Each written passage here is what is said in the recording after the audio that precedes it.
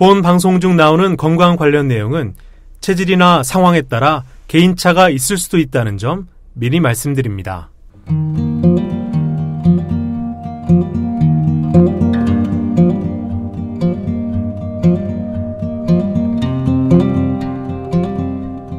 문학작품 속 생로병사의 비밀을 찾아서. 안녕하세요. 저는 아나운서 김세원입니다. 저와 함께 북로장생을 만들어가는 분 소개해드리죠. 통합의학을 전공한 의학 박사시고 보건복지부 177호 전문의 한의사십니다.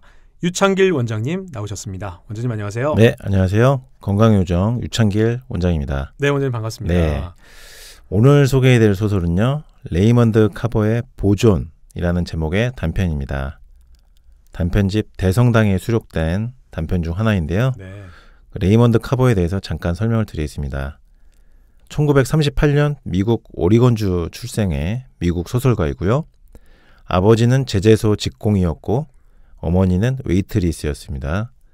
그리고 19세에 결혼을 했고 가족을 부양하기 위해서 집배원이나 가스 급유소 직원, 화장실 청소부 등의 일을 한 것으로 알려져 있습니다. 그 이후에 이제 대학에서 창작 과정을 수강하고 학위도 취득하게 되면서 작가로서 왕성한 활동을 시작하고요. 1970년대에는 대학에서 강의도 하였는데 악화된 경제 상태 그리고 아내와의 불화로 심각한 알코올 중독에 빠지게 됩니다. 그래서 레이먼드 카버의 소설을 읽다 보면은 술에 대한 이야기가 꽤 많이 나오고요. 그리고 작품 전반적으로 읽다 보면은 불안감이나 우울감 등이 작품 속에 표현된 경우가 많습니다. 레이먼드 카버는 초반에는 총 3권의 시집을 발표했지만 별로 주목을 받지 못하였습니다. 그러다가 단편집을 내기 시작했는데요. 작가로서 확고한 반열에 오르게 됩니다. 그리고 나중에 로버트 알트만이라고 하는 명감독이 레이먼드 카버의 단편소설을 여러 편 조합하여 만든 영화가 있는데요. 바로 숏컷이라고 하는 작품입니다. 레이먼드 카버는 말년에는 여러 문학상들을 수상하면서 작가로서 인정을 받다가 1988년에 폐암으로 세상을 떠났습니다. 오늘 소개해드릴 레이먼드 카버의 보존, 줄거리를 잠깐 소개해드리겠습니다. 석 달 전 해고를 당한 샌디의 남편은 늘 소파에서 처박혀서 생활합니다. 직장을 알아보지만은 그가 일했던 분야든 그렇지 않은 분야든 일자리는 하나도 없었죠. 막막한 상황에 처한 것입니다. 그러다 보니까 늘 거실의 소파에서 머물면서 신문을 보거나 텔레비전을 보거나 커피를 마시면서 늘 소파에서 생활을 하게 됩니다. 거실의 소파에서만 살고 있는 샌디의 남편 모습을 보면은 IMF 시절 대한민국의 아버지들 모습과도 꽤 많이 닮아 있죠. 샌디는 그런 남편을 옆에서 바라보고요. 몸이 멀쩡한데도 소파에서 살고 있는 남편이 부끄럽게 느껴지는 듯 하면서도 또한 남편을 걱정하는 마음도 들고, 하지만 그래도 여전히 남편을 사랑하는 마음은 가지고 있습니다. 그러던 어느 날 음식을 보존하는 생활의 필수품 냉장고가 고장나게 됩니다. 이 소설 마지막에 나오는 냉장고는 무언가를 보존하는 용도로 사용하는 기계죠. 보존하는 기능을 가진 냉장고가 고장이 난 것인데, 옛날에 샌디의 아버님은 경매장에서 싸게 사온 자동차를 타다가 그 차가 고장나는 바람에 목숨을 잃었는데요. 샌디는 결국 자신도 아버지처럼 냉장고를 사러 경매장으로 가야 하는 상황이 발생한 것이죠. 결국 샌디는 남은 음식을 모두 먹어치우고 냉장고를 사러 경매장으로 향하면서 소설은 끝이 납니다. 보존, 이 소설의 제목인데요. 결국 이 소설은 샌디와 그의 남편과의 두 사람 간의 관계를 보존하는 것에 대한 이야기입니다. 그런데 오늘 이 소설에서 소개해드릴 건강학적 내용은 샌디의 남편이 처박혀 살고 있는 소파에 대한 것입니다. 소파 생활이 우리 몸에 미치는 영향에 대해서, 그리고 소파를 좀 건강하게 사용할 수 있는 방법에 대해서 소설을 읽고 난 후에 말씀드리겠습니다. 레이먼드 카버의 보존, 김세원 아나운서의 낭독으로 함께 읽어보겠습니다.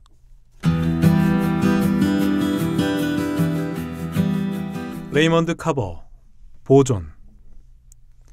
석 달 전 해고된 뒤로 샌디의 남편은 늘 소파에 앉아 있었다. 석 달 전 그날 그는 직장에서 쓰던 물건들이 담긴 상자 하나를 들고 겁에 질린 창백한 표정으로 집에 돌아왔다. 밸런타인데이 축하해.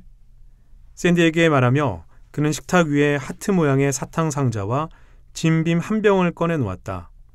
그는 모자도 벗어 식탁 위에 놓았다. 오늘 잘렸어. 이봐. 이제 우리 어떻게 하면 좋을지 말 좀 해줄래? 샌디와 남편은 식탁에 앉아서 위스키를 마시고 초콜릿을 먹었다. 그들은 신축 건물에 지붕 얻는 일을 했던 그가 할 수 있는 일이 뭐가 있는지에 대해 이야기를 나눴다.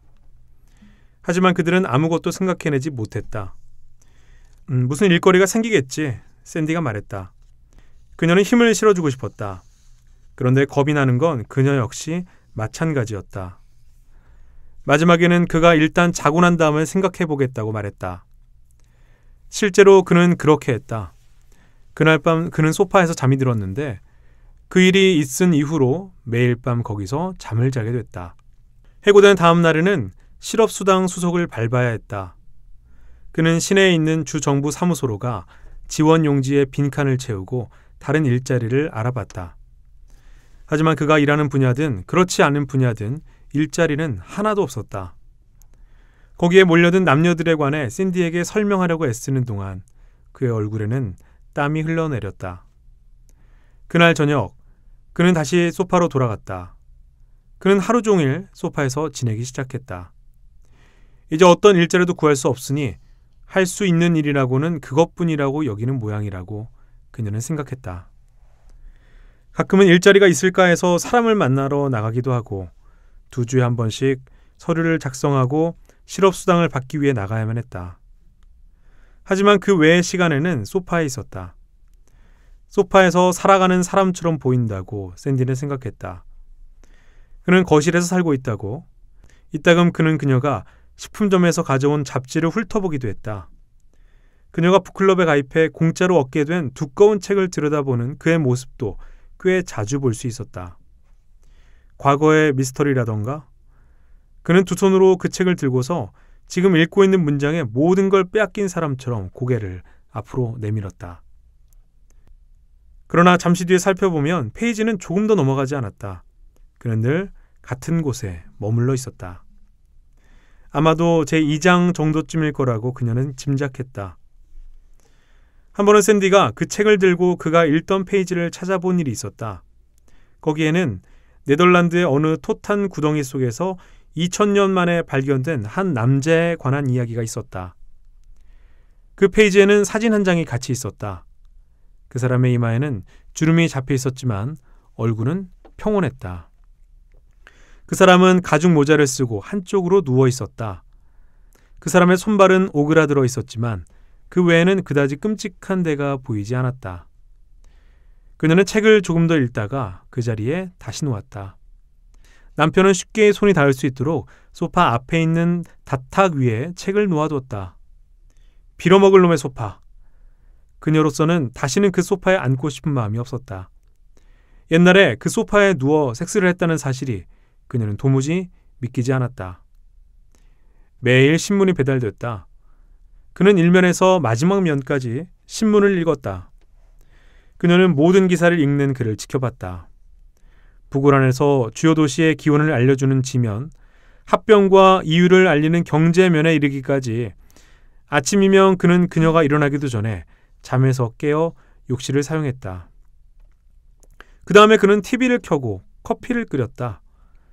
그녀가 보기에 그 시간만큼은 그가 명랑하고 활기차 보였다. 그러나 그녀가 출근할 즈음이면 그는 소파에 자리를 잡고 앉기 마련이었고 TV는 계속 켜져 있었다. 그녀가 오후에 돌아왔을 때도 대개 그런 풍경이 이어졌다. 그는 회사에 나가던 시절에 입고 다니던 옷인 청바지와 플란넬 셔츠를 입은 채 여전히 소파에 앉아 있거나 혹은 누워 있었다. 간혹 TV가 꺼지는 경우가 있긴 했지만 그럴 때면 그는 그 책을 붙들고 소파에 앉아 있었다. 오늘 어땠어? 그녀가 쳐다보면 그는 그렇게 묻곤 했다. 괜찮았어. 그녀가 말했다. 당신은? 나도. 그는 그녀를 위해 레인지로 커피포트를 항상 따뜻하게 데워놓았다. 거실에서 그녀는 큰 의자에, 그는 소파에 앉아서 두 사람은 그날 그녀에게 있었던 일에 대해 이야기했다. 그들은 각자 컵을 들고 커피를 마셨다. 꼭 아무 일도 없었던 사람들처럼. 샌디는 생각했다. 어딘가 이상해지고 있다는 걸 알았지만 샌디는 여전히 그를 사랑했다. 자신에게 일자리가 있다는 사실을 그녀는 고맙게 여겼다. 하지만 자기들에게 또 세상 다른 모든 사람들에게 무슨 일이 일어나고 있는 것인지 알 수 없었다. 그녀는 직장 동료인 여자친구에게 남편에 대한 문제를 털어놓은 적이 있었다.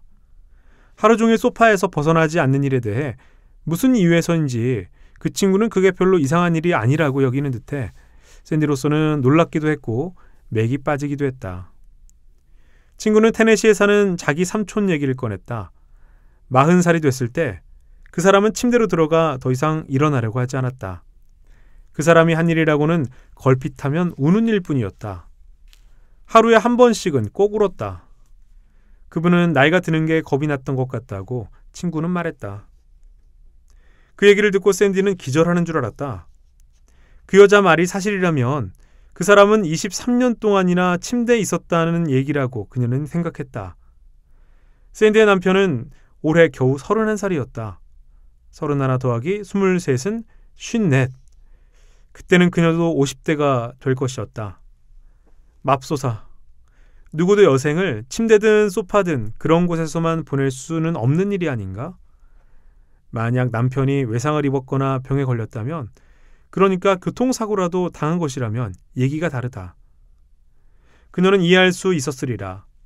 그 비슷한 경우였다면 분명히 견뎌냈을 것이라는 걸 그녀는 안다. 그랬다면 그가 소파에서만 살아야 한다고 해도 거기까지 음식을 갖다 줬을 것이며 숟가락으로 입에 떠다 먹일 용의도 충분히 있었다. 그건 순애보적인 느낌도 다분히 있으니까. 하지만 아직 젊은 데다 몸도 건강한 그녀의 남편이 화장실에 갈 때나 아침에 TV를 켜고 저녁에 TV를 끌 때를 제외하고는 줄곧 소파를 차지하고 있다는 건 다른 문제였다. 그녀는 부끄러웠다. 그래서 그 한 번을 빼고는 누구에게도 그 사실을 말하지 않았다. 그녀는 친구, 그러니까 23년이 지난 지금까지도 침대에서 나오지 않는다던 삼촌을 둔 그 친구에게도 그 일에 대해서는 더 이상 이야기하지 않았다. 어느 늦은 오후, 퇴근한 그녀가 차를 주차한 뒤 집으로 들어갔다. 부엌 문을 열고 들어가는데 거실에 켜놓은 TV 소리가 들렸다. 커피포트는 레인지 위에 있었고 불이 약하게 켜져 있었다. 핸드백을 손에 쥔 채 부엌에 서서 거실 쪽을 넘겨다보니 소파의 뒷면과 TV 화면이 눈에 들어왔다. 화면에는 여러 장면들이 스쳐갔다. 소파 한쪽 끝으로 남편의 맨발이 보였다. 다른 쪽 끝으로는 소파의 팔걸이에 걸쳐놓은 베개 위에 놓인 남편의 정수리가 보였다. 그는 꼼짝하지 않았다. 잠든 건지 잠든 게 아닌 건지, 그녀가 들어오는 소리를 들었는지 듣지 못했는지 알 수 없었다. 다만 그녀는 그렇든 그렇지 않든 아무런 상관이 없다고 생각했다. 그녀는 식탁 위에 핸드백을 놓고 요구르트를 먹으려고 냉장고로 갔다. 그러나 냉장고의 문을 열자 갇혀있던 미적지근한 공기가 그녀에게 밀려왔다. 그 안이 어찌나 엉망진창인지 믿지 못할 정도였다. 먹다 남은 생선 스틱과 양배추 샐러드가 냉동칸에서 녹아내린 아이스크림으로 뒤범벅이었다. 아이스크림은 스페니쉬 라이스를 넣어둔 용기로도 흘러들었고 냉장고 바닥에도 고여있었다.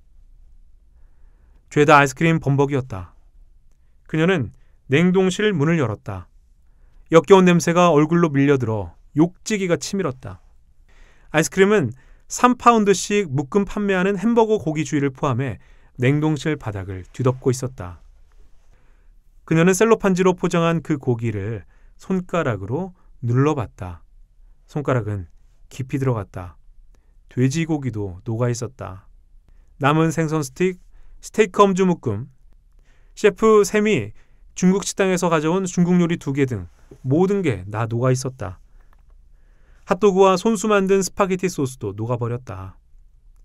그녀는 냉동실 문을 닫고 냉장실 안 요구르트 상자로 손을 뻗었다. 그녀는 요구르트 뚜껑을 따고 냄새를 맡아봤다. 그녀가 남편에게 고함을 지른 것은 바로 그때였다. 왜 그래? 몸을 일으켜 앉아 소파 너머를 바라보면서 그가 물었다. 왜? 뭐가 잘못됐어? 그는 손으로 2번 머리칼을 빗어넘겼다. 그가 그때까지 쭉 자고 있었는지 아니었는지는 그녀로서는 판단할 수 없었다. 제기랄, 냉장고 전기가 나갔어. 샌디가 말했다. 그래서 그래. 남편은 소파에서 일어나 TV 볼륨을 낮췄다. 그리고 TV를 끈 뒤 부엌으로 걸어왔다. 내가 볼게. 그가 말했다. 이게 도대체 무슨 일이야? 당신이 직접 봐. 그녀가 말했다. 음식이 죄다 상하겠어. 남편은 냉장고 안을 살펴봤는데 그 표정이 잠옷 진지했다. 그는 냉장고 안 여기저기를 만져보면서 상태가 어떤지 점검했다. 다음 순서는 뭔지 알고 싶네. 그가 말했다. 그 말을 듣자 참으로 많은 것들이 떠올랐지만 그녀는 입을 열지 않았다. 제기랄. 그가 말했다. 눈 내린데 서리친다더니 10년도 채 못 쓰는 냉장고인 모양이네. 살 때만 해도 새 것 같더니. 그거 알아? 우리 부모님은 25년 동안이나 같은 냉장고를 쓰셨다고. 그 냉장고를 형이 결혼하니까 물려줬어. 그래도 잘만 돌아가더라고. 도대체 왜 이러지? 그는 뒤로 돌아가 벽과 냉장고 사이의 좁은 틈을 살펴봤다. 모르겠네 라고 말하며 그는 고개를 저었다. 전원은 꽂혀 있는데. 그러더니 그는 냉장고를 붙들어 안고 앞뒤로 흔들었다.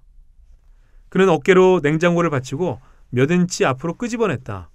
냉장고 안의 선반에서 뭔가가 떨어져 깨졌다.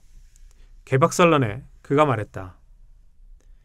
샌디는 자신이 그때까지 요구르트를 들고 있었다는 사실을 문득 깨달았다. 그녀는 철제 쓰레기통으로 가서 뚜껑을 열고 요구르트를 상자째로 버렸다. 오늘 밤에 죄다 요리하는 수밖에 없겠어. 그녀가 말했다. 그녀는 고기를 볶으면서 동시에 레인지와 오븐을 이용해 여러 가지 요리를 하는 자신의 모습을 떠올렸다. 새 냉장고가 필요해. 그녀가 말했다. 그는 아무런 말도 하지 않았다. 그러고는 냉동실을 한 번 더 들여다보더니 앞뒤로 고개를 끄덕였다. 그녀는 그의 앞으로 가서 냉장고 선반 속에 있는 것들을 식탁 위로 꺼내놓기 시작했다. 그도 도왔다. 그는 냉동실에 있던 고기를 꺼내 묶음째 식탁 위에 얹어 놓았다. 그 다음에는 냉동실에 있던 다른 것들도 꺼내 식탁 위 빈자리에 놓았다. 모든 것을 꺼낸 다음에 그는 종이 타월과 행주를 가져와 냉장고 내부를 닦기 시작했다. 프레온이 빠져나간 거야 라고 말하면서 그는 닦는 일을 멈췄다. 원인은 그거야. 냄새가 나. 프레온이 새나갔어. 무슨 일 때문인지 프레온이 빠져나간 거라고. 전에 이렇게 고장난 냉장고를 본 적이 있어. 그러고는 말이 없었다. 그는 다시 닦기 시작했다. 프레온 때문이야. 그가 말했다. 그녀는 하던 일을 멈추고 그를 쳐다봤다. 다른 냉장고가 필요해. 그녀가 말했다. 아까 들었어. 근데 어디 가서 냉장고를 구한단 말이야? 어디 나무에 가서 따올 수도 없잖아. 냉장고는 있어야 돼. 그녀가 말했다. 냉장고가 없어도 될까? 아마 안 될걸? 그럼 새빵살이 하는 사람들처럼 상하기 쉬운 것들을 창틀에 두자는 말이잖아. 그게 아니라면 작은 스티로폼 아이스박스라도 구해서 매일 얼음을 사서 넣자는 말이겠지. 그녀는 식탁 위 고기 묶음 옆에 양상추와 토마토 몇 알을 얹어 놓았다. 그러더니 식탁 의자에 앉아서 두 손으로 턱을 괴었다. 냉장고를 구하긴 구할 거야. 남편이 말했다. 젠장, 그러자고. 냉장고는 필요하지. 왜 안 필요하겠어?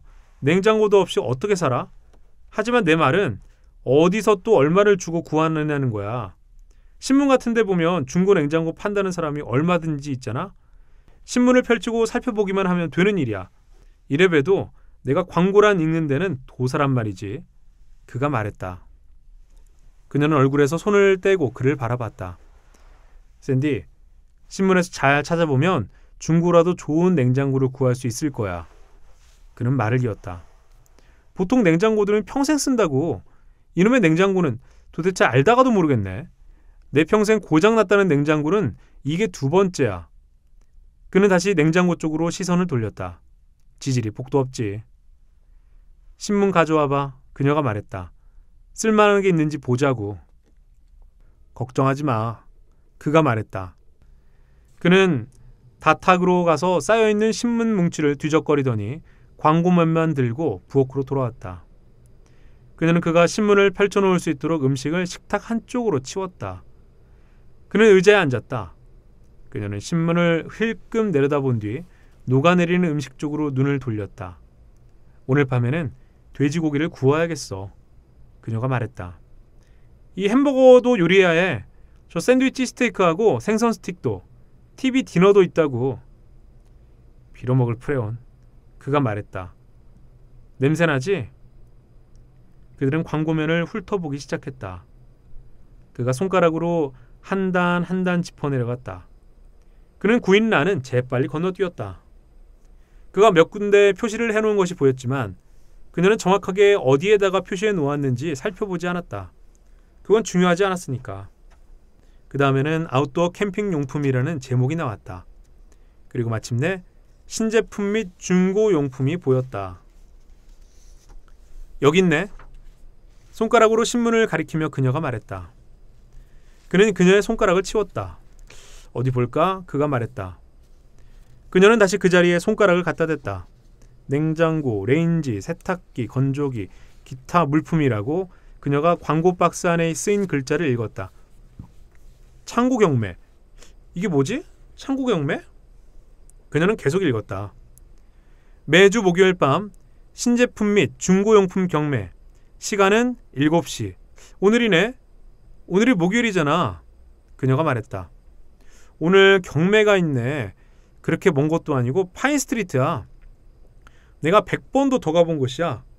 당신도 그렇겠지만 어딘지 알잖아. 베스킨라빈스에서 가까운 곳이야. 남편은 아무 말도 하지 않았다. 그는 그 광고를 쳐다봤다. 그는 손을 들어 두 손가락으로 아랫미술을 잡아당겼다. 창고 경매라. 그가 말했다. 그녀는 그를 가만히 바라봤다. 가보자. 어때? 밖에 한번 나가보는 게 당신한테도 좋을 거야.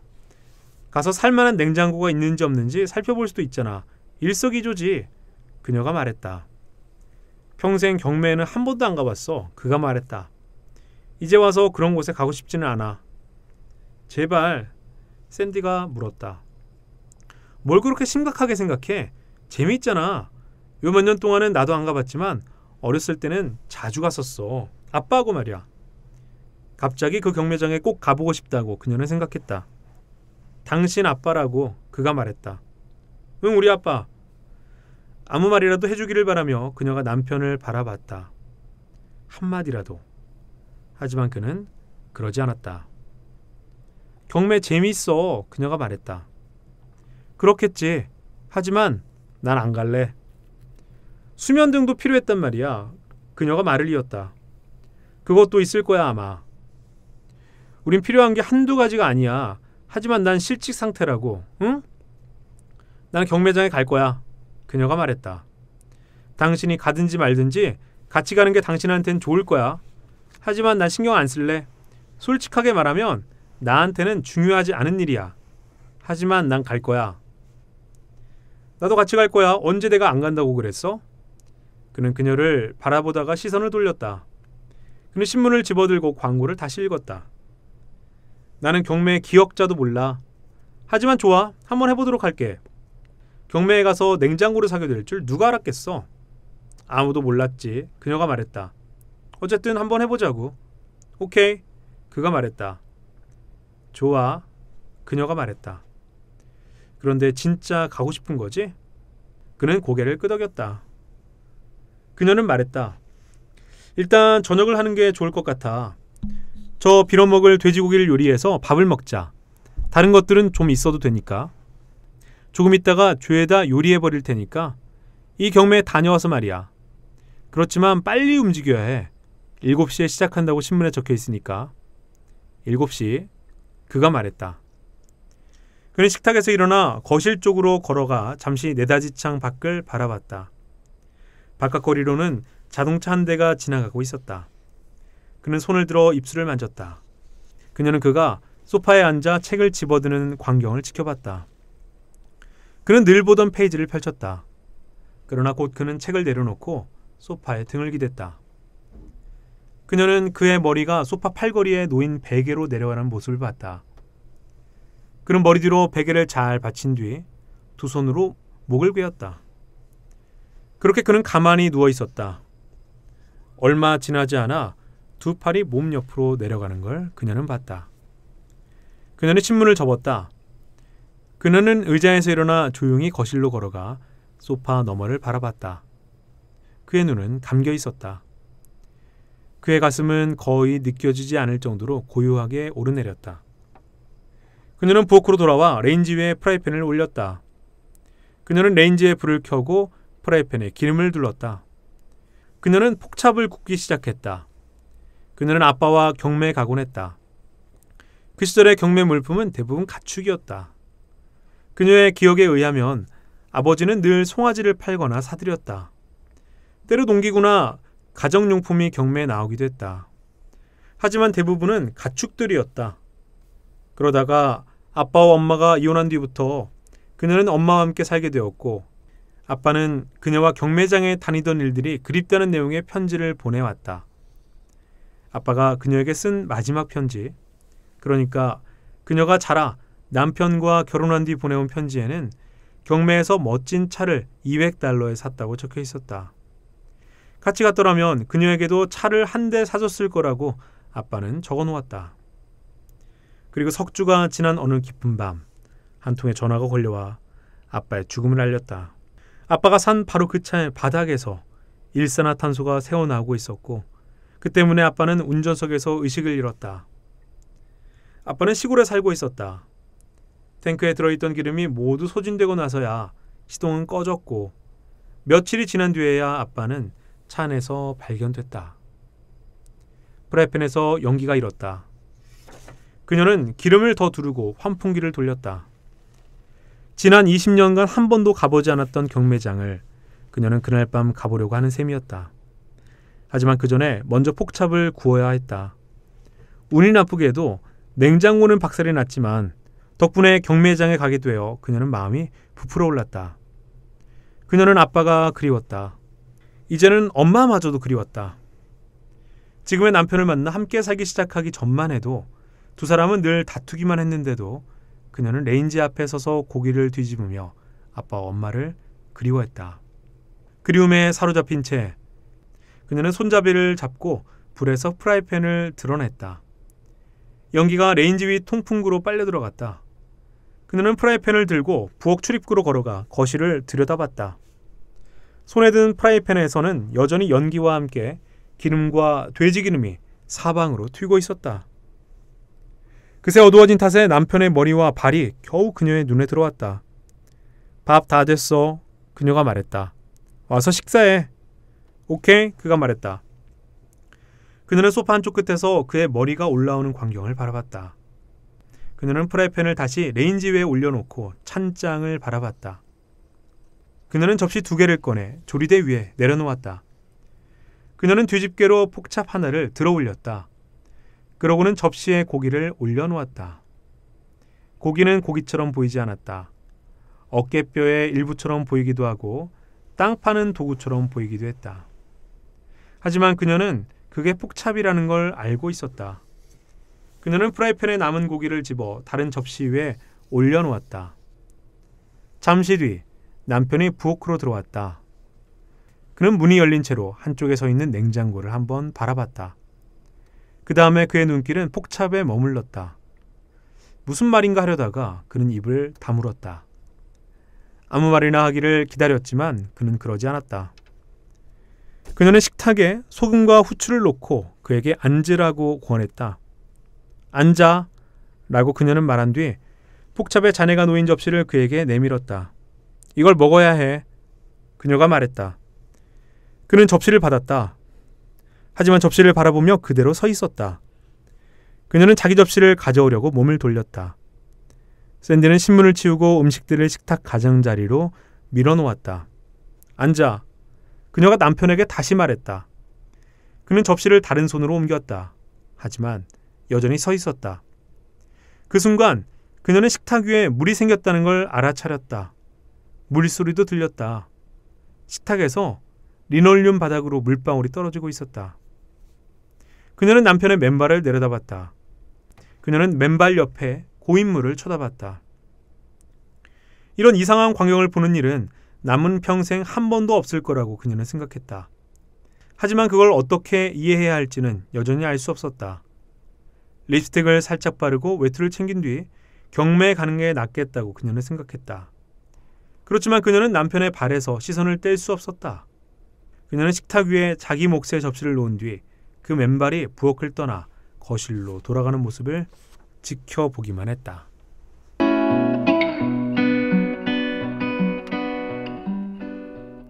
잘 들어보셨습니까? 카우치 포테이토라는 말이 있습니다. 집안에만 틀어박혀서 소파에 누운 상태로 포테이토 칩을 먹으면서 온종일 TV만 보는 사람들을 일컫는 용어죠. 요즘에는 스마트폰이 TV를 대체하다 보니까 소파에 누워서 핸드폰만 보는 경우가 더 많아졌습니다. 이렇게 소파에서만 주로 지내는 사람들을 쇼파홀릭이라고 합니다. 오늘 읽은 소설 보존에 나오는 샌디의 남편이 바로 이 쇼파홀릭 상태였죠. 실직 후에 어쩔 수 없이 취직이 안 되다 보니까 쇼파홀릭 상태로 지내게 된 것입니다. 이처럼 휴식의 상당 시간을 소파에서 보내는 사람들이 쇼파홀릭인데요. TV 시청은 물론이고 잠도 자고 심지어는 소파에서 밥도 먹는 겁니다. 소파에서 모든 걸 다 하는 거죠. 소파홀릭은 카우치 포테이토와 좀 비슷한 의미지만 소파가 마치 일상의 한 부분으로 아예 자리를 잡아버린, 어떻게 보면 넓은 의미로는 소파에 기대거나 누워있는 것에 중독된 상태를 의미한다 볼 수 있습니다. 네. 그래서 어떻게 보면 소파에서만 지내는 건 역시 일종의 중독 상태라 할 수 있거든요. 소파에서 지내는 자세는 건강에 굉장히 안 좋습니다.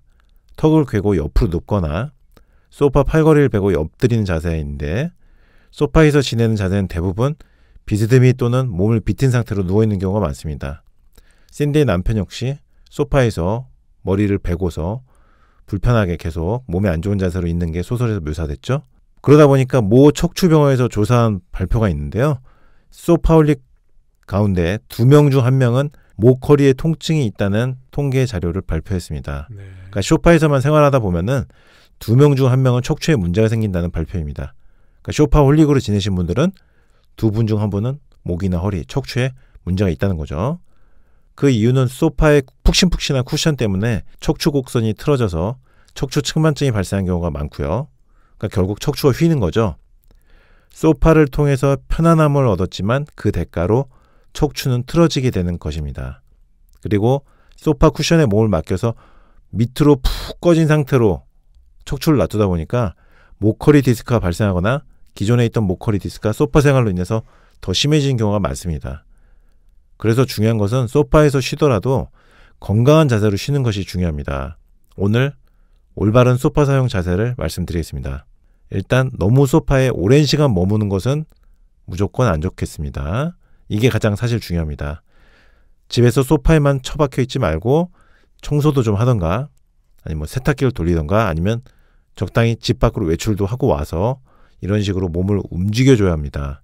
소파에 너무 장시간 머물게 되면은 척추에 스트레스가 누적되면서 목허리, 척추 질환이 발생할 수밖에 없습니다.